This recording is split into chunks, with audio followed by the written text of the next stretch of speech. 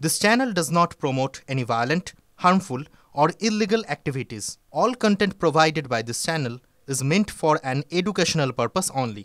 দেখুন এবার লালবাজার যথেষ্ট সতর্ক হলো পাসপোর্ট ভেরিফিকেশন নিয়ে। একের পর এক পাসপোর্ট জালিয়াতি সামনে আসতেই তৎপর হলো পুলিশ। আনা হচ্ছে নতুন বেশ কিছু অ্যাপ, বেশ কিছু বদল আনা হবে ভেরিফিকেশনেও।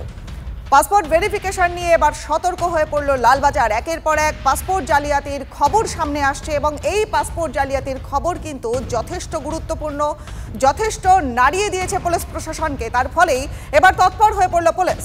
নতুন অ্যাপ আসছে, বেশ কিছু বদল আনা হবে ভেরিফিকেশনে। পাসপোর্ট ভেরিফিকেশন তা নিয়ে যথেষ্ট সতর্ক হয়ে পড়ল লালবাজার। লালবাজারের তরফ থেকে বেশ কিছু সতর্কতা জারি করা হয়েছে এই পাসপোর্ট ভেরিফিকেশনকে কেন্দ্র করে, কারণ ভুয়ো নথি দিয়ে বেশ কিছু পাসপোর্ট তৈরি হয়েছে সেই খবর আমরা সামনে এনেছি এবং বাংলাদেশি অনুপ্রবেশকারীরা তারা ভুয়ো নথি দিয়ে পাসপোর্ট তৈরি করে ফেলছে, যার ফলে সতর্ক হলো এবার লালবাজার। একের পর এক পাসপোর্ট জালিয়াতি সেই খবরগুলো সামনে আসছে এবং এই খবর সামনে আসতেই টনক নড়ল পুলিশের। তৎপর হয়ে উঠল পুলিশ। আনা হচ্ছে বেশ কিছু নতুন অ্যাপ, বেশ কিছু নতুন বদলও আনা হবে এই ভেরিফিকেশনে। কথা বলবো আমাদের সহকর্মী সুশোভন এই মুহূর্তে রয়েছেন আমাদের সঙ্গে। সুশোভন, এই যে পাসপোর্ট ভেরিফিকেশন নিয়ে পুলিশ তৎপর হয়ে পড়লো, নতুন অ্যাপ আসছে, আর কি তথ্য আছে পুলিশের তরফ থেকে?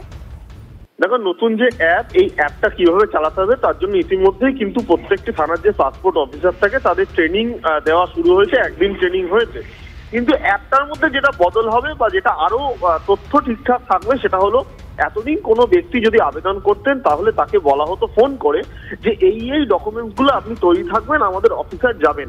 কিন্তু এবারে সেই অ্যাপ্লিকেশনে যেই এই নামটা দেওয়া হবে কোনো ব্যক্তির, সঙ্গে সঙ্গে তার মোবাইলে মেসেজ আকারে চলে যাবে কি ডকুমেন্টস তাকে নিয়ে তৈরি থাকতে হবে। অন্যদিকে আরেকটা গুরুত্বপূর্ণ বিষয় যে যখন এই কোন রকম অফিসার তারা যখন তথ্য অনুসন্ধান করতে যেতেন এতদিন, তারা সেখানে সেই অনুসন্ধান করার সময় তারা পরবর্তীকালে তার বিবরণ দিতেন। কিন্তু এখন গিয়ে সেই অ্যাপ্লিকেশন অন করে সেখানে দাঁড়িয়ে যখন সেই অনুসন্ধান করে বিবরণ দেবেন, সেখানে লোকেশন নিয়ে নেবে, অর্থাৎ এটা প্রমাণ হবে যে কোন ব্যক্তি কোথায় গিয়ে কোন অফিসার কি তথ্য নিচ্ছেন এবং সেটা কোন জায়গায়। অর্থাৎ কাজটা আরো নিখুঁত করার জন্য এই বিষয়টা করা হয়েছে। এবং আরেকটা গুরুত্বপূর্ণ জায়গা যেখানে অনেক সময় প্রশ্ন করা হতো যে আমি অ্যাপ্লিকেশন করেছি, আপনাকে কেন ডকুমেন্টস দেখাবো, এরা পুলিশকে অনেক এরকম প্রশ্নের উত্তর দিতে হতো। সেই জায়গা থেকে কিন্তু আগেই বলা হচ্ছে কোন ডকুমেন্টস দিতে হবে। অর্থাৎ সার্বিকভাবে কিন্তু কলকাতা পুলিশ পাসপোর্ট নিয়ে যখন হাজারো প্রশ্নের সম্মুখীন, তখন কিন্তু নতুন অ্যাপ্লিকেশন দিয়ে এবং ট্রেনিং দিয়ে অনেকটা কিন্তু নিজেদের কাছে প্রশ্নহীন থাকতে চাইছে। অনেক ধন্যবাদ সুশোভন। নজর রাখো তুমি। অর্থাৎ দেখা যাচ্ছে যে এই যে পাসপোর্ট ভেরিফিকেশন নিয়ে কিন্তু পুলিশ বেশ কিছু নতুন পদক্ষেপ নিচ্ছে এবং নতুন অ্যাপ আনা হচ্ছে, যার ফলে এই প্রসেসটা আরো পরিষ্কার হবে এবং পুলিশের তদন্তে সুবিধা হবে। গত বেশ কয়েকদিন ধরে চোর পুলিশের খেলা চলছিল। পুলিশকে ফাঁকি দিয়ে বিভিন্ন জায়গাতে গা ঢাকা দিচ্ছিল সে।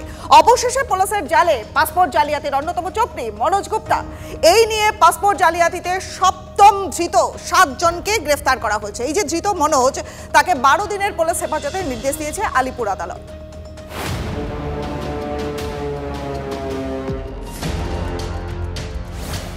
দিন দুয়েক আগে আস্তানা বদলে লাভ হলো না। কলকাতা পুলিশের হাতে গ্রেফতার পাসপোর্ট জালিয়াতি কাণ্ডের অন্যতম মূল অভিযুক্ত মনোজ গুপ্ত।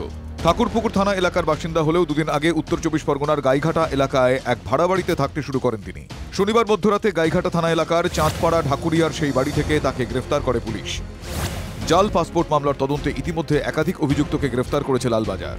পুলিশের সন্দেহ, ভুয়ো নথিপত্রের মাধ্যমে জাল পাসপোর্ট বানিয়ে দিচ্ছে একটি চক্র।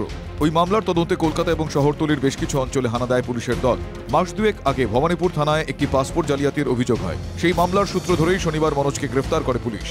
গাইঘাটার এক মহিলার বাড়িতে আশ্রয় নিয়েছিলেন মনোজ। ওই মহিলার দাবি, তিনি মনোজকে চেনেন না। আপনার কি হয়? আমার কোনো কিছু হয় না, আমার এক রিলেটিভ আছে, উনি বলল 2 দিন এখানে থাকবে, বাড়িতে একটু সমস্যা হয়েছে, 2 দিন পরে চলে যাবে, আজকে সন্ধ্যাবেলায় না চলে যাও। এলাকার মধ্যে এরকম এটা তো ঠিক না, অবশ্যই এই ধরনের কথা দেখলে বা শুনলে এটা হওয়া উচিত না। ঠাকুরপুকুরের শিলপাড়ায় বাড়ি মনোজের, তবে তার নাগাল পাচ্ছিল না পুলিশ। মনোজের সন্ধানে বিভিন্ন জায়গায় হানাও দেন তদন্তকারীরা। যেটি পুলিশ সূত্র মারফত আমরা জানতে পারি যে এই বাড়িতেই এসেছিল পুলিশের তদন্তকারী আধিকারিকরা।